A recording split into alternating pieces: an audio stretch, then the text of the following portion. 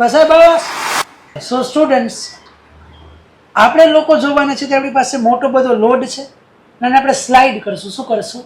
Slide. ધીમેથી slide કરવાનું છે, ઝટકો નથી મારવાનો. ધીમેથી આમ સ્લાઇડ કરો. ડન. હવે અત્યારે સ્લાઇડ કર્યું ને કેટલો ફોર્સ ભાઈને લગાડવો પડ્યો. પછી હવે આપણે બનાવશું એક સરસ મજાનું રોલર. એની માટે આપણી બધાની પેન છે. આ બધી પેનને આપણે શું કરશું? આની નીચે રાખી દેશું. અહીંયા આપણે આ પેનને રાખી દઈએ. હવે આપણો આખો જે આ લોડ છે એને આની ઉપર રાખવાનો આપણે ટ્રાય કરીએ.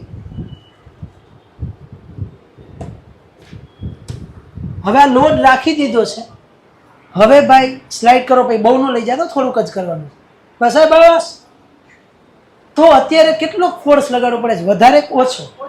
આ બાજુ પાછું ખેંચો.